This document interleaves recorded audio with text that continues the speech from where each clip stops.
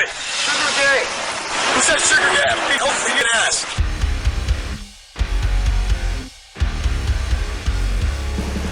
Whether you love them or hate them, Sugar Ray remains one of the most iconic bands of the late 90s and early 2000s, with chart-topping hits like Every Morning and Fly, keeping a hold on radio to this very day, and vocalist Mark McGrath's captivating charisma and impossibly good looks carrying the battered flag for Frosted Tips to this very day. Now, it's pretty common knowledge that the band's early music sounded dramatically different than the stuff that made them popular a few years later.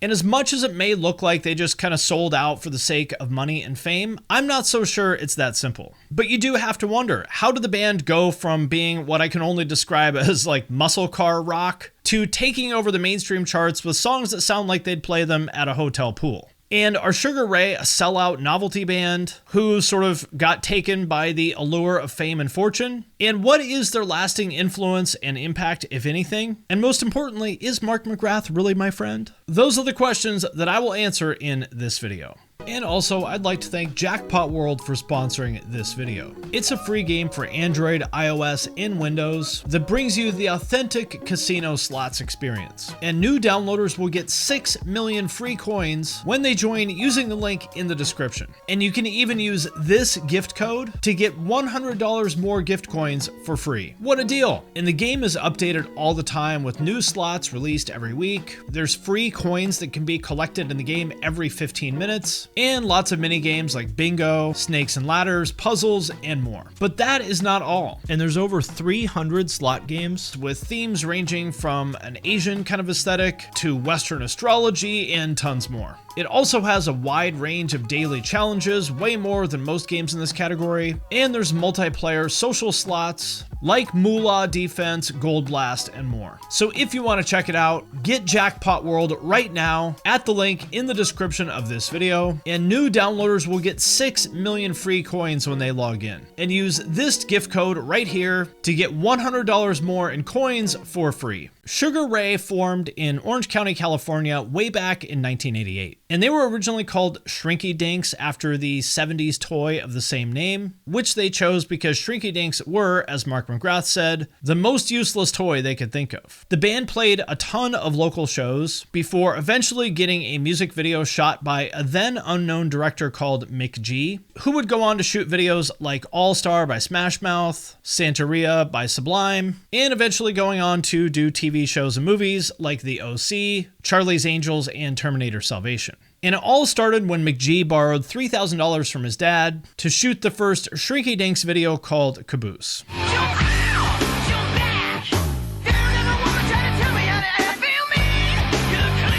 And while Sugar Ray is known for being a band that kind of jumps between musical styles, especially in the early days, the material that the band was writing while they still went by Shrinky Dinx was even further than what they would write as Sugar Ray. It's got the turntable scratching, it's got the raspy hell yeah brother kind of vocals, it's got those muscle car guitar riffs, and even like a lo-fi 90s drum machine dance floor kind of breakdown. Caboose is almost like a Kid Rock fever dream. And listening to this now, I think it's definitely not the band's best work, and I'm sure they would agree with that. With Mark McGrath in an interview even saying, quote, "We were the Chili Peppers with zero talent." Someone said it reminds them of Turnstile. I go, please don't tell a Turnstile that. That's so insulting to them. Which is very humble of him to say, and I appreciate that, but I think he's being a little bit too hard on himself. I think this song is pretty good. And of course, you instantly see what a great frontman Mark is. Incredibly good looking, super charismatic, that just instantly shines through, as well as the fun-loving party kind of atmosphere that the band would become known for. And while the song may not be exactly mind-blowing by today's standards, there's definitely something here, particularly in terms of like energy and showmanship.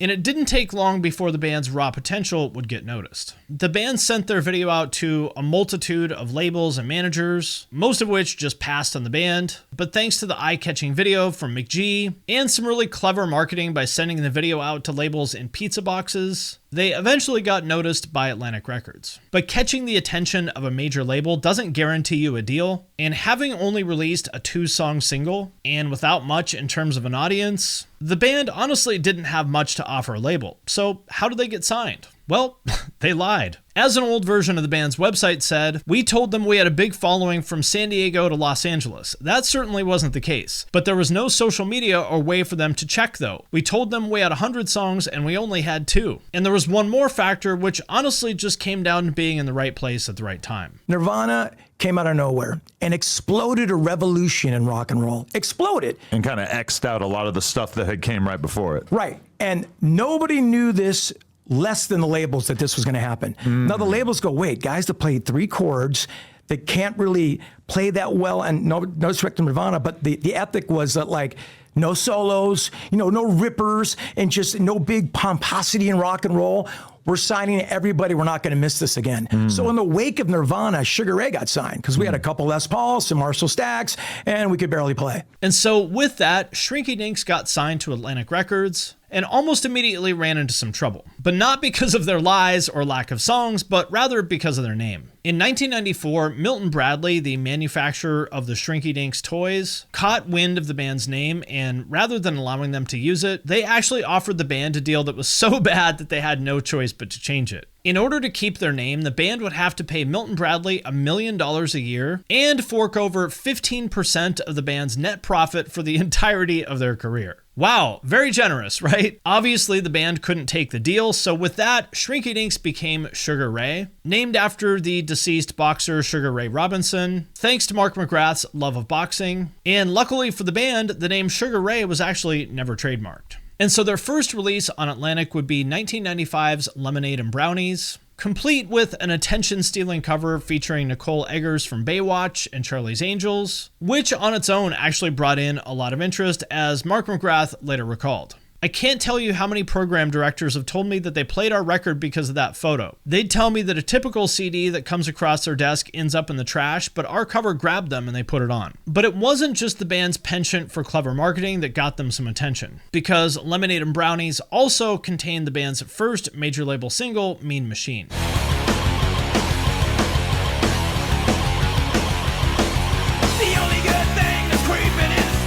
And although the song didn't get the kind of success that some of their later singles would, Mean Machine definitely did okay, most notably being featured in Road Rash 3D alongside a few other early tracks. But maybe most significantly, it was featured on the most important show in 90s pop culture, Beavis and Butthead. That sounds like Wipeout. I think this is butt Wipeout. And a lot of people will say that Sugar Ray lost legitimacy when they changed genres later down the road, but from a critical perspective, the band's battle with legitimacy and critical reception started a long time before they began topping the charts. For example, the LA Times referred to the band as, quote, boneheaded neo-frat rock, factoring its appeal down to lowest common denominators, and the Michigan Daily called their debut album, quote, a big ooey-gooey chocolatey binge of fat punk funk metal. Oh, and the singer looks like Brad Pitt. Yum. And so there was this whole narrative that Sugar Ray started as a heavy rock band, but suddenly sold out. But if you actually listen to Lemonade and Brownies front to back, yes, it is more hard rock than not, but even back then, the band was experimenting with a wide range of sounds, with some of them sounding a lot more like Fly than you may have expected. Like for every song that sounded like this, See, just don't care, but still wanna try it. Then try it. See, just don't care, but still wanna try it. Then try it. you also had songs that sounded like this. Touch the sky, won't come back to the day I die. Yeah. Touch the sky, won't come back to the day I die. Which really wouldn't be at all out of place on their later albums. And so the kind of current idea that they were ever this kind of hard rock band with a ton of credibility was just really not true. They were pretty much Sugar Ray from the very beginning. And the mix of metal, rap rock, and R&B would continue on their next album in 1997 called Floored, which is where things would really start to change for the band. And in the studio working on the second album, things within Sugar Ray were not exactly going great. Some of the members wanted to go forward with this kind of heavier direction for their music, something that with all the success nu metal was having at the time, the label was also pushing for, while other people in the band weren't really feeling that and wanted to go in a more melodic direction. as their drummer Scott said, quote, "We were looking for an identity and we just didn't have it yet. So we're locked in this recording studio writing all this heavy music, and that's when the shit hit the fan because Mark didn't like the songs we were writing and just decided I'm out of here. So he disappeared into the New York night for weeks." And this tension was made all the worse by the sort of looming fear of getting dropped by Atlantic due to the basically poor sales and critical reception of Lemonade and Brownies. Then it happened. While they were in the studio, dejected, depressed, and the future of the band in question, the band's DJ, named DJ Homicide, threw on a very simple drum loop. This inspired their bassist to come up with that simple bass groove, and before long, Fly was born. All around the world, statues crumble for me. And the lyrics to this song came not from Mark, but again from their drummer Scott, who said, "I just sang the first thing that came to my head, which was, I just want to fly. Like, I want to leave my current situation and get the hell out of here." And Fly became the first single to release from Floored, and as you probably know, it became a massive success for the band, remaining one of their most well-known songs to this day, and really just like a classic of that era. I just wanna fly. But let's talk about why Fly did so well. And I think part of the song's success is due to where music in general was at the time. Specifically within the burnt out ruins of grunge and the saturation of like anger, cynicism, and self-destruction that was coming out in nu metal. Like there was just something really refreshing about a feel-good summer anthem that was sharing rock radio along with all these songs about suicide, depression, and packing chainsaws. And it also fit in well with this larger trend of modern songs that were almost like an update to 60s lounge music. For example, like Smash Mouth and the Cardigans. Like I could have easily imagined any of these Sugar Ray songs in a Gap commercial at the time. This was back when the Gap, of course, was the pinnacle of mainstream fashion. And although Fly was the most successful song from the album, other songs were much more in the vein of what the band had done before, and would also see some success, with Speed Home California and Tap Twist Shout being featured on the soundtrack to Road Rash 3D. But the next single, RPM, was the only follow-up single from the record, and failed to see much airplay or promotion. And Fly clearly worked in favor of Sugar Ray's commercial success, relieving the pressure of staying on with Atlantic, but none of that necessarily helped the band's overall reputation or critical reception, with most reviewers sort of referring to the band as lowbrow or bland, except now with the addition of also being quote-unquote one-hit wonders. And no one was more aware of this sentiment than the band themselves, who would double down on their success with the next album being named 1459, a title referencing the band's 15 minutes of fame being only a single second from being over. And as much as critics wanted to write them off as a one-hit wonder, that prediction obviously turned out to be completely false. 1459 would catapult Sugar Ray even further into the mainstream, with hit singles like Every Morning and Someday. And contrary to what you might expect, the songs filling out the rest of the album are actually really creative and experimental. For example, the album opens with a death metal parody called New Direction, which is yet another self-aware dig at all the people writing off for changing their direction, which ironically was originally built on being experimental and shifting between genres from the very beginning.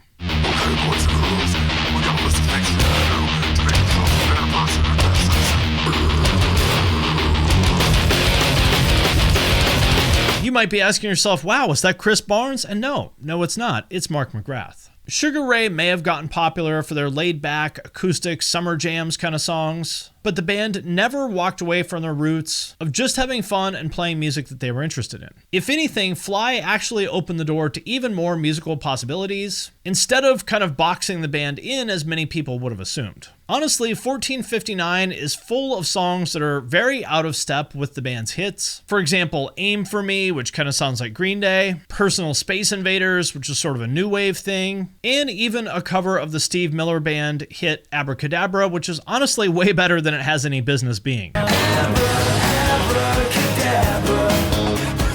It actually kind of reminds me of that band Len. Everyone knows them for their big hit Steal My Sunshine, but if you actually listen to the whole album front to back, it's brilliant. It's full of creativity and experimentation, and it's obvious that just like Sugar Ray, they're much more than kind of the shallow one-hit wonders that people labeled them as. And Sugar Ray knew exactly who they were, who their fan base was, and what they wanted from their careers. They knew they could write a bunch of songs in basically any style they wanted, and as long as they included some more songs like Fly, a musical direction that they were equally interested in, to be fair, they'd be able to keep doing whatever they wanted. And so that is exactly what they did. When asked what people misjudge Sugar Ray for, Mark McGrath told Rolling Stone in 1999, "I think people are pretty accurate. The past comments have been juvenile, not great musicians, not starting a revolution. But we're not trying to be anybody's lifestyle. We're just supplementing people's lifestyle. I believe there's a niche for bands like us, bands that have a good time and are just happy to be here." And I think that phrase, "just happy to be here," really sums up the band's outlook.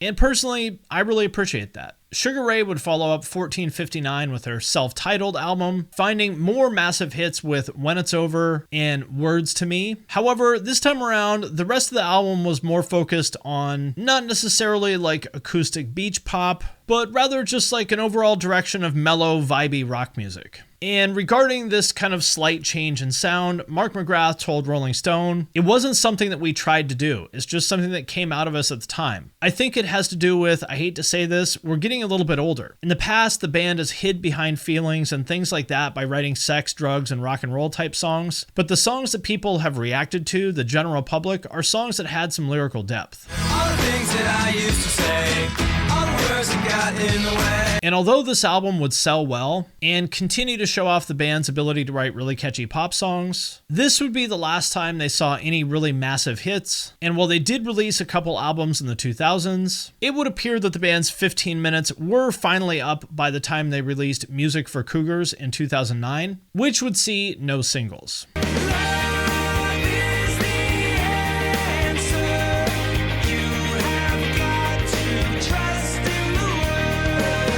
I will say though, especially for Sugar Ray, Music for Cougars may be one of the most genius album titles of all time. It's also an album that once again came from the band just wanting to have some fun. As indicated by Mark telling Billboard, "I know people aren't sitting on the edge of their seats waiting for a Sugar Ray album, but that wasn't the point." And that level of humility and absolutely just like raw self-awareness is exactly why I'm such a big fan of this band. From here, Sugar Ray would be relatively quiet, playing maybe 30 shows a year or something. And it was in this period where Mark McGrath would really cement his celebrity status with a very solid television career, appearing as an anchor on the entertainment news program Extra, as well as appearing on Celebrity Apprentice, Celebrity Wife Swap, and even becoming a 3-time champion on VH1's Rock and Roll Jeopardy. But we can't make a video about Sugar Ray without talking about everybody's favorite portmanteau, Sugar Gay. Make a hole!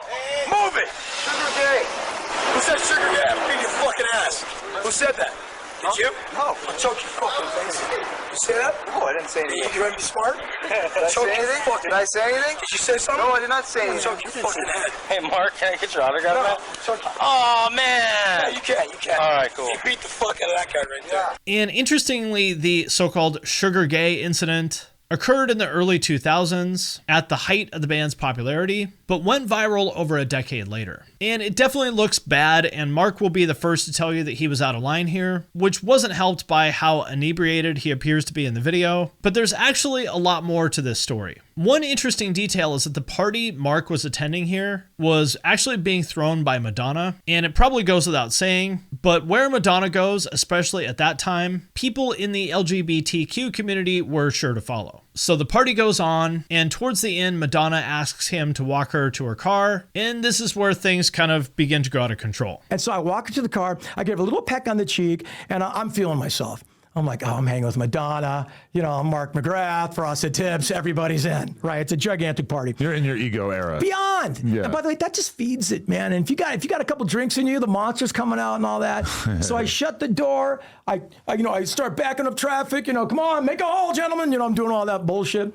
And so she backs up. She goes away. And when she's gone, smoke of her car gone. I remember, you fucking F word and this, that, and Sugar Gay. And I'm like, what? And then I just blacked out. I go, who said that? And me being the tough guy I am, right? I found the smallest guy I could in the pack and just got right in his ass and goes, you could smell my farts and I'll fuck your face and you'll never make it in this town. I think I was right about that one. Right. Yeah. The footage got some press in the gossip magazines and Entertainment Weekly when it came out, but that was pretty much it. That is until it would go viral nearly a decade later, putting Mark in the sights of a new group of internet warriors who were seeing it for the first time. time. So what did he do? Well, Mark did what he always does. He leaned into it. He told the full story and made the now infamous tweet, "Sugar gay all day." And the band would eventually reunite in 2019, releasing their most recent full-length album called Little Yachty. And listening to it, it's clear how much fun the band was having. And to me, what's most interesting is that they didn't have to release a new album. They could have easily just kept playing the hits and cashing the checks, which would be totally fine. But you can tell that they really love what they do, and on Little Yachty, that really shows. And I also thought it was really interesting that a band of that age would name their album after the rapper Lil Yachty. A lot of people were wondering if this was some kind of diss for some weird reason, but that was definitely not the case. As Mark McGrath said, he hit me back on Twitter and said, "Oh bro, you guys are legends, and if we can ever jam, I'd love to jam with you guys someday." So I'm so happy to get his cosign on it, because if it bummed him out, that would have bummed me out. Personally, I think that's hilarious, and it also shows how plugged into music and culture in general Mark still is. Which is obvious if you watch his No Jumper interview, where he talks about people like Skinny from the Nine. Not exactly what you would expect a white guy in his 50s to be aware of, right? Okay, so this is all very interesting, right? But I know what all of you actually want to know. Is it true? Are Mark McGrath and I really friends? Well, read it and weep, everybody, because yes, it's true. And I have it in writing. These are the words from the man himself confirming that yes, we are indeed friends. So just to kind of wrap all this up, we've all heard these stories about these rock and punk icons who sold their souls to rock and roll, left everything behind, and claimed that they never did anything for money, right? That it was all done to stay true. They never sold out, they never surrendered to the labels, and in the case of bands like Black Flag, they refused to even do what their fans wanted. In other words, they never sold out. But where does that leave a band like Sugar Ray? Is it really such a bad thing to understand who you are in the eyes of your audience and lean into it with a sense of humor to secure yourself and your family a life that otherwise they'd probably never achieve?